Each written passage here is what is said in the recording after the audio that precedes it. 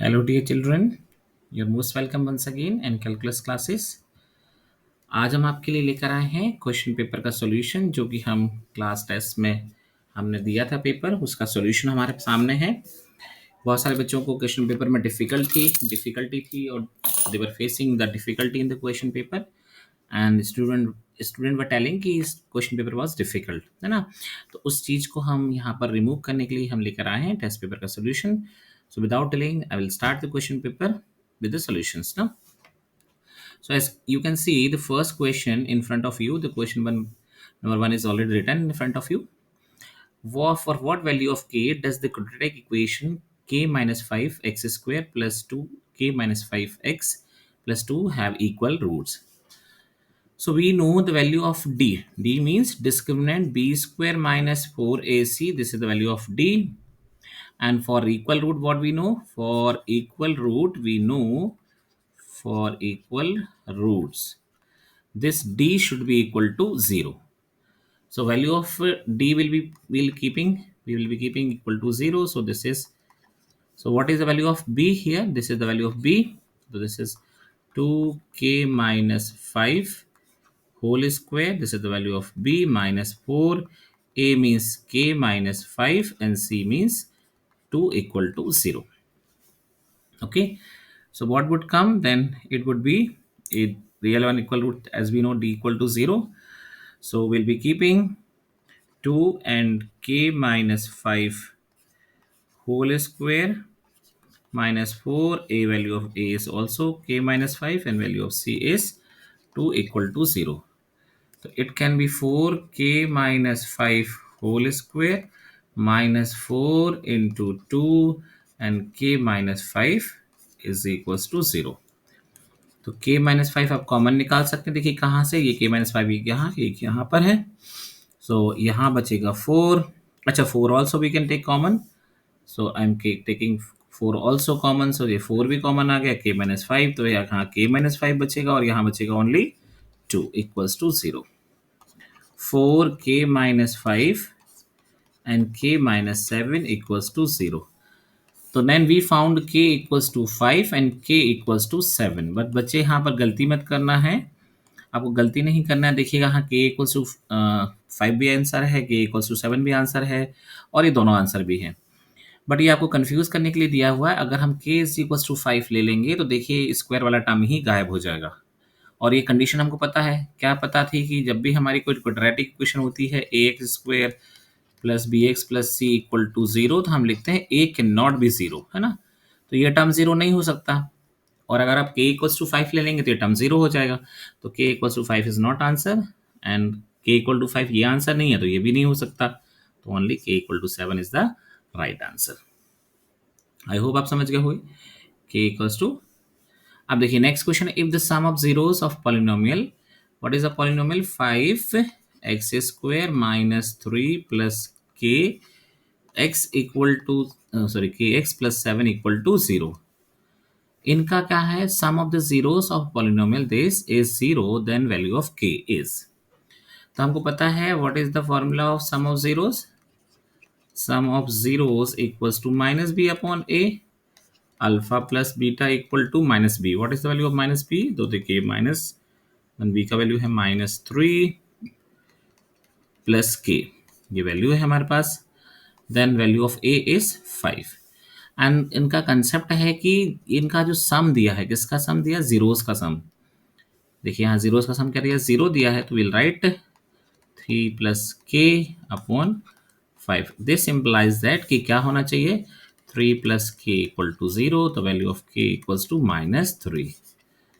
Value of minus, तो value of k is minus 3, so b is correct answer. Next question है, area of the triangular region formed by the lines this and this.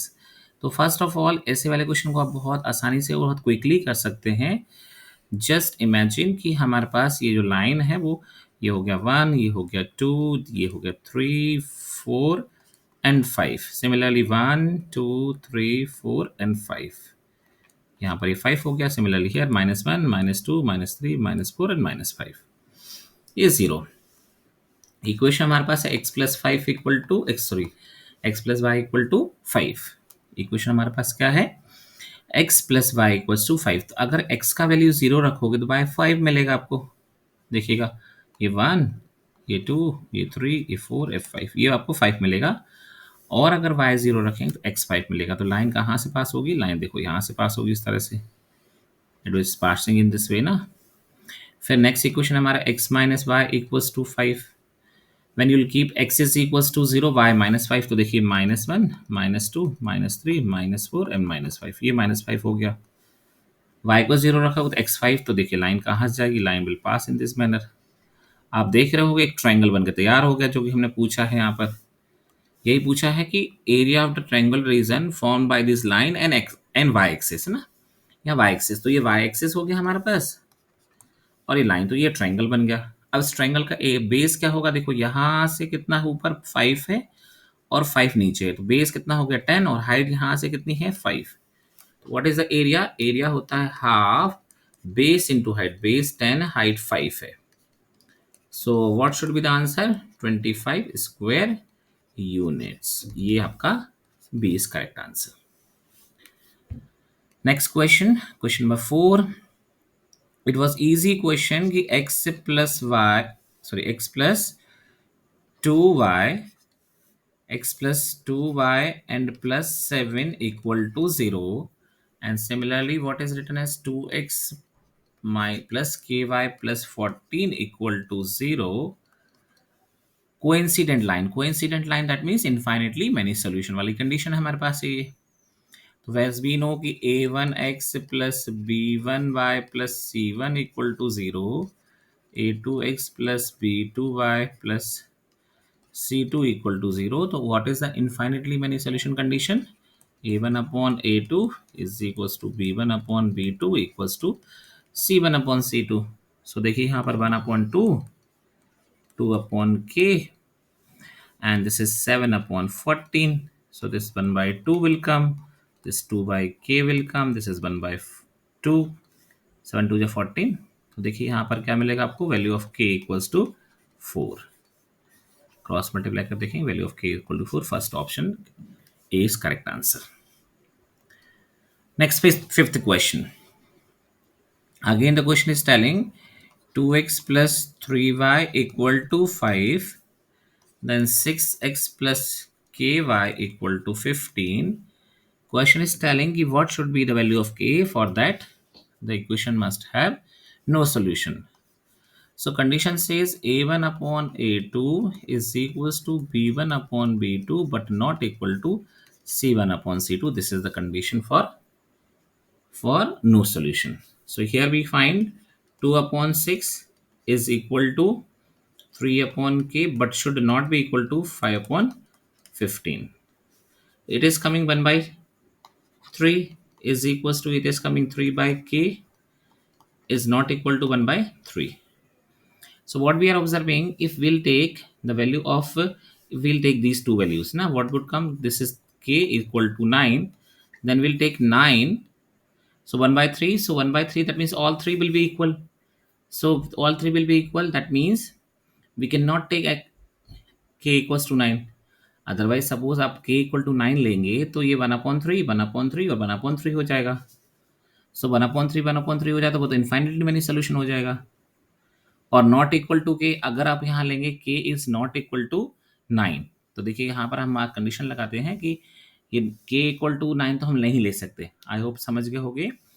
k equal to 9 लेंगे तो देखिए क्या हो जाएगा, ये बहुत इंपॉर्टेंट कंसेप्ट ध्यान रखना है। 3 is equal to, this is 3 by 9 and what we are saying कि this is not equal to 1 by 3, but ये तो 1 by 3 के इक्वल हो जाएगा, तो हम k इक्वल टू 9 नहीं ले सकते। तो फर्स्ट ऑप्शन हमारा गलत हो गया। सेकेंड ऑप्शन हमको यहाँ ध्यान रखना है कि व्हाट वुड कम कि ये दिस इज 3 इंटू 3 9, तो ये 9 could not be equal to k। k की वैल्यू आप 9 नहीं ले सकते, बाकी कुछ और आप ले सकेंगे। k की वैल्यू आप 9 ले लेंगे तो 1 by 3 हो जाएगा, तो आपका आंसर हो जाएगा यहाँ k is not equal to 3।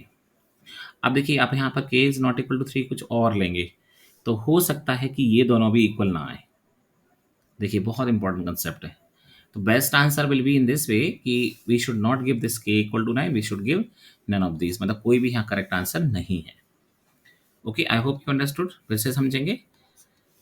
How कि अगर हम k is not equal to 9, अगर k इक्वल टू 9 नहीं ले रहे हैं, कुछ और ले रहे हैं, तो सपोज यहाँ पर हम 8 ले ले रहे हैं, 9 को छोड़ के 1 ले रहे हैं, 3/8 इज नॉट इक्वल टू 1/3, तो ये भी पॉसिबल आंसर नहीं है हमारे पास।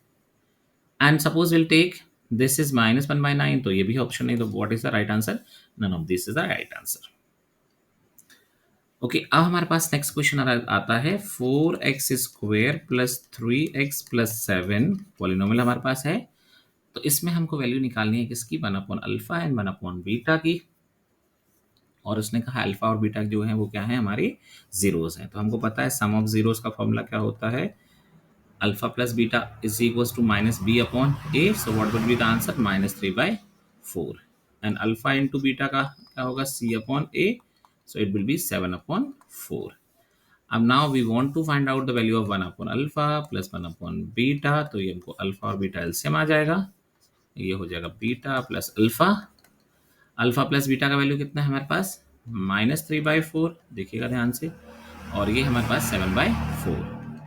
-3/4 इंटू 4/7, 4 कैंसिल, -3/7, तो this is -3/7, c is the correct answer. Okay, now seventh question is telling कि x-1 is a factor of, हमको पता है फैक्टर है किसका? px is equals to x³ plus ax² plus 2b।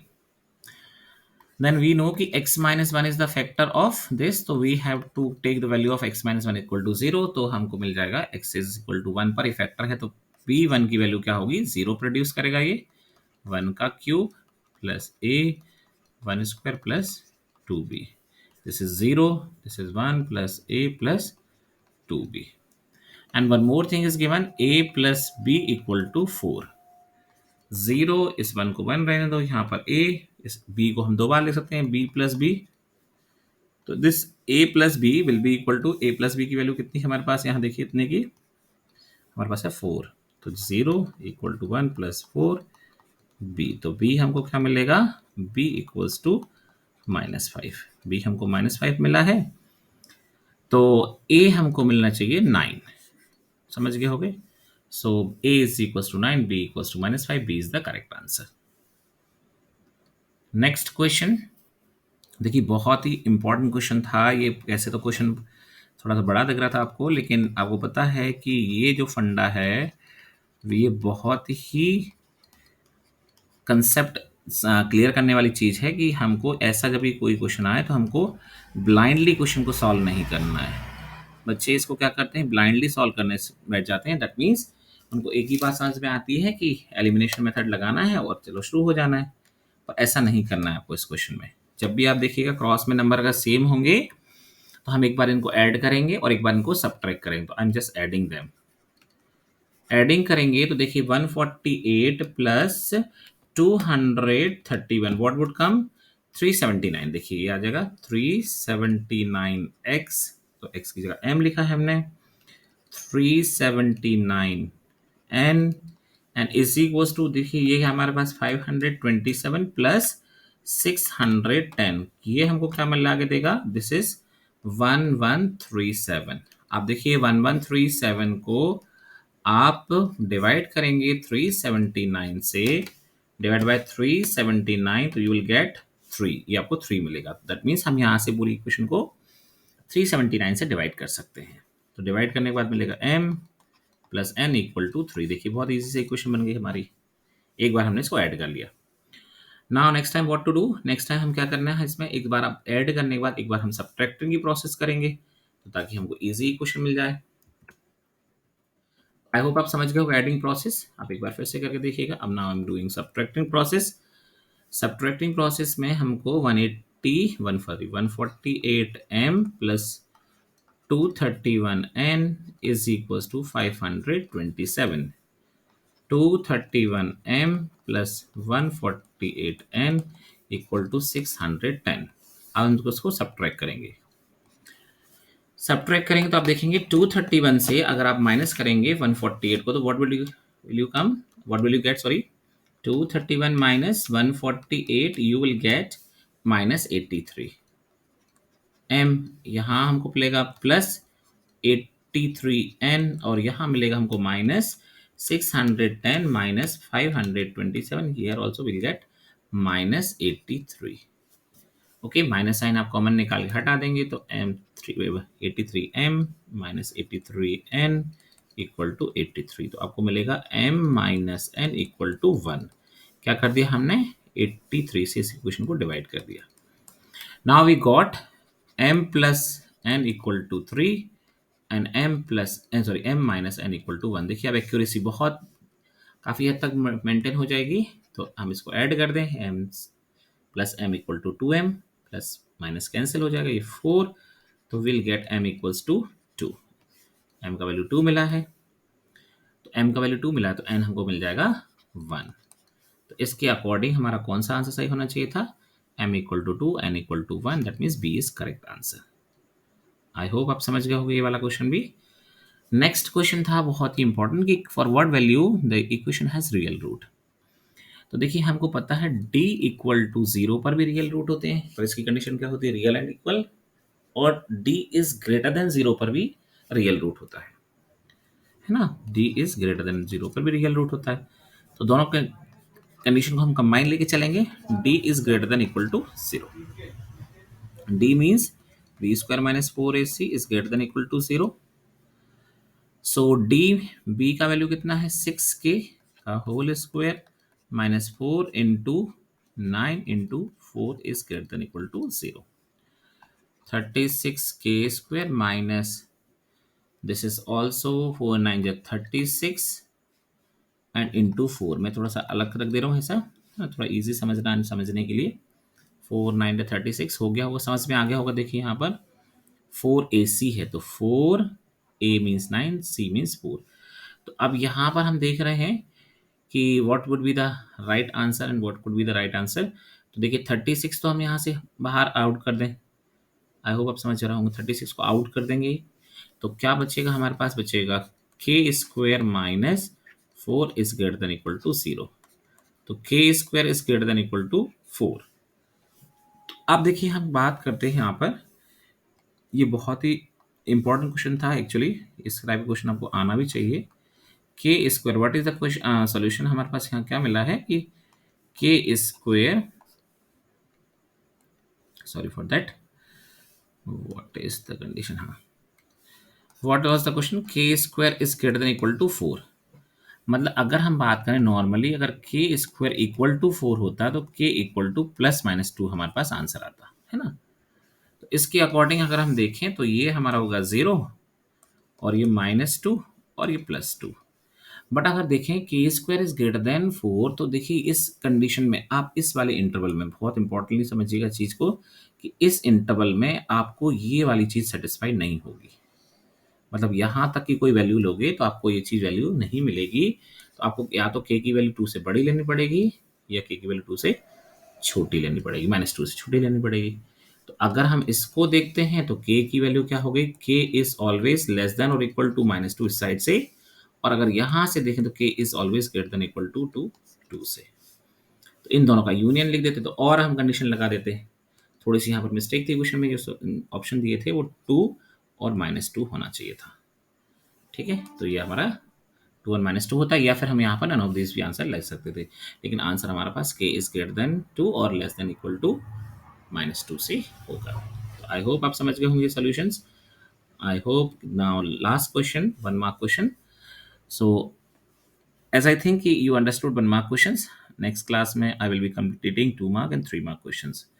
So what is written here, x is equal to 3 is one root of the quadratic equation, ये दिया हुआ है, then k का वैल्यू पता करना है, बहुत आसान क्वेश्चन है। k square sorry x square minus 2kx और -6 इक्वल टू 0, उन्होंने कहा है कि 1 रूट है, तो 1 रूट मीन्स हम x की प्लेस पर डायरेक्टली 3 रख देंगे, 2k into 3 -6 equal to 0, 9 and this is 6k, 6 equal to 0. Then we found 9 minus 6 equal to 6k. I hope समझ गए हो कैसे, देखो 9 minus 6 equal to 6k. Then we found 6k equal to 3, देखिए यहाँ पर then k equal to 3 upon 6, then k equals to 1 by 2. This is the value of k. That first is the correct answer. I hope, dear children, you understood well. In next class, I'll complete 2 marks and 3 marks and 4 mark questions. Till then, take care.